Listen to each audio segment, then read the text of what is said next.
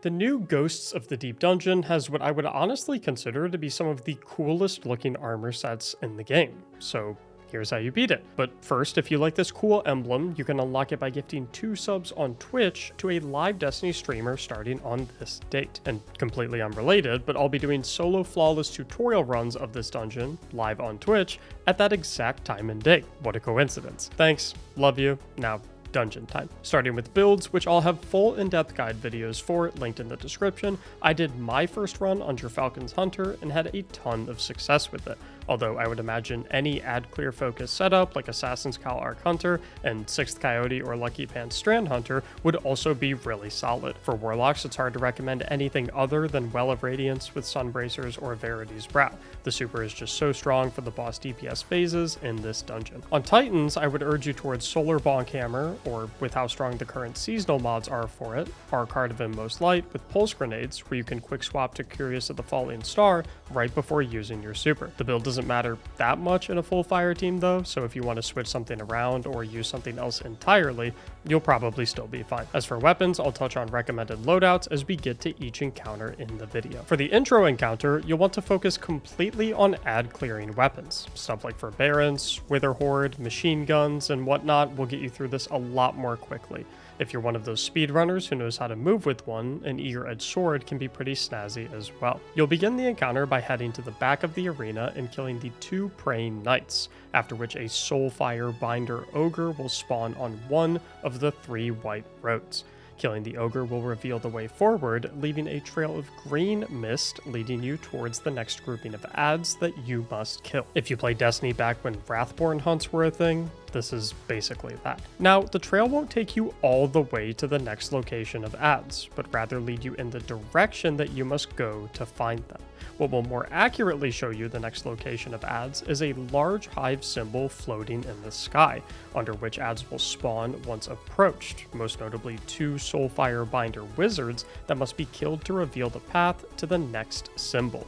Make sure to remember what the symbol is that you're following, by the way. You'll need that for later. You'll continue following the trail to these hive symbols until you eventually arrive at one that will spawn a Hive Guardian, upon which killing you'll receive the Vestige of Light buff. After obtaining this buff, you'll then sparrow back to the back of the arena where you started the encounter, where you'll be met with some enemies, most notably of which is a Veil Weaver Wizard, who upon killing will drop a Deep Sight node that you can use to enter Deep Sight. After entering Deep Sight, you'll be able to see the unique hive symbols on each of the 6 statues, at which point the player with the Vestige of Light from killing the Hive Guardian must dunk it into the statue, showcasing the symbol in the sky that you followed earlier to reach that Hive Guardian. Rinse and repeat this entire process 3 more times for a total of 4, and you're all done with the first encounter. Now, normally I wouldn't include the jumping puzzle sections in a dungeon guide, but my fire team and I spent way more time than we should have trying to figure out where to go. So I'll highlight the less obvious parts for you super quick. After you fall through the spinny twirly boy thing, one of the sheet metal walls has a hole in it that you can jump through, after which you can enter a tube to your right. After entering this tube, just fall and or jump down the entire way. You'll hit a point where you think, surely I'll just fall to my death if I jump off this bridge, but nope, just keep going down. After killing the hive, once you enter the water and fall down to the triangle platform, run over the edge of the triangle platform to find the balcony underneath. At the, what I'm calling, wall of many holes, don't laugh, head into the 3rd hole on the top row. After that, the path is quite intuitive, which will eventually take you to the first boss, Ekthar. Against Ekthar, I highly recommend the Lament Exotic Sword along with the Lucent Blades mod on your chest for DPS. Other than that, close-range ad-clearing weapons like Forbearance, slug shotguns, and SMGs run the show here.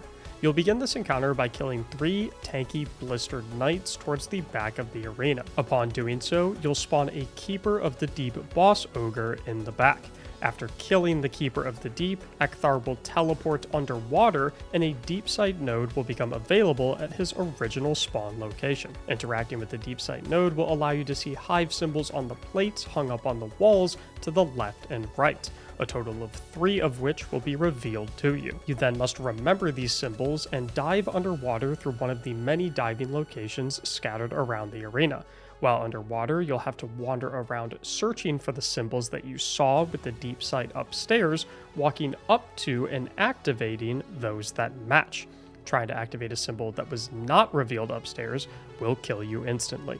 Additionally, while underwater, Ekthar will chase you around and try to hit you, and while he doesn't really do any damage, getting hit by him will immediately take away about 2 bars worth of your pressure resistance buff, aka your underwater breath. And if you search hard enough underwater, you'll also find my dog Moira, who is very, very nice and loves it when people subscribe to my YouTube channel. And don't worry, she has scuba gear too. For every rune you activate underwater, you will spawn a light bearer wizard up top, which upon killing will reward you with the vestige of light buff that we had from the previous encounter. You'll need a total of 3 vestige of light buffs obtained from 3 light bearer wizard spawns by interacting with the 3 runes to place into the statues at the back of the arena to begin the DPS phase. The order that you place the vestiges into the statues in is completely irrelevant. Upon depositing the 3rd vestige, a Wellkeeper Knight will spawn at the front of the room, who on death will drop an aura that grants the piercing light buff for those who stand in it, that will allow you to strip Ekthar of his shield. After taking off his shield, bring out those laments and go to town on him. Rinse and repeat the whole process until he's dead. After killing Ekthar, you'll traverse a comparatively short set of underwater sequences and trash mob fights until you arrive at Bury Me in the Sand Oryx, whose friend is trying to res him or something. I don't really know. For this encounter, Divinity and Linear Fusion Rifles absolutely cooked the final boss, although I reckon despite its fixed interaction with Divinity, Thunderlord would work alright as well. If no one on your team has a Divinity, I'd still urge you towards Linears or Thunderlord.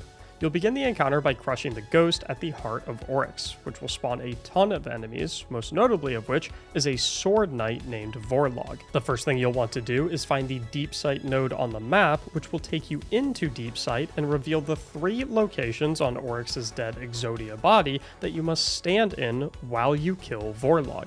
Standing at one of the 3 areas will reveal a green circle and grant all inside of it the Ritual Conductor buff. Killing Warlock while inside the circle will then call the wizard boss to that location.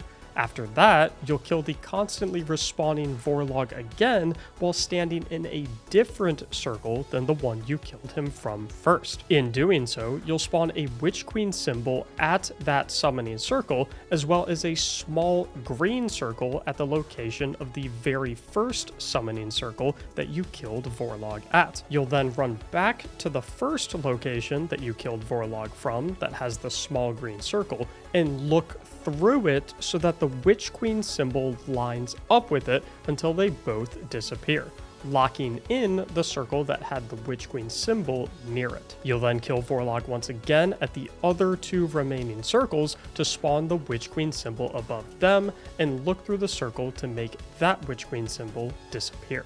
Doing so for all 3 circles will spawn hive symbols above each circle location. However, you don't really need to worry about memorizing these ones.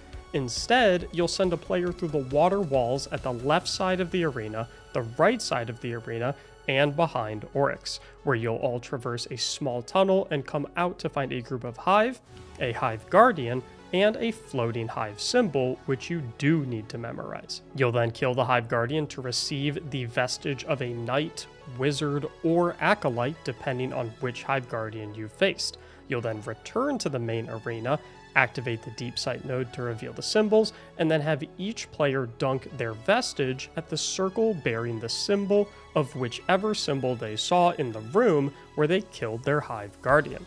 So for example, if the player with the vestige of a knight saw the cone symbol in their room, they would then imbue their vestige at the cone symbol in the main arena. After all 3 symbols are imbued, each circle will spawn an aura to grant the piercing light buff to allow you to strip the wizard of her shield. From here, it's just supers, divinity, and linears, rinsing and repeating phases until she drops. One quick note I'll make is that I highly recommend doing DPS from either the head, left arm, or left foot of Oryx. The other locations, especially the heart, are kind of in the middle of everything and will have you getting blasted by ads during your DPS phase. If you like this guide and want to see more, I'll be doing solo flawless guides for each class in the coming days, so subscribe if you want to catch those. Thank you so much for watching, and as always, have a great day.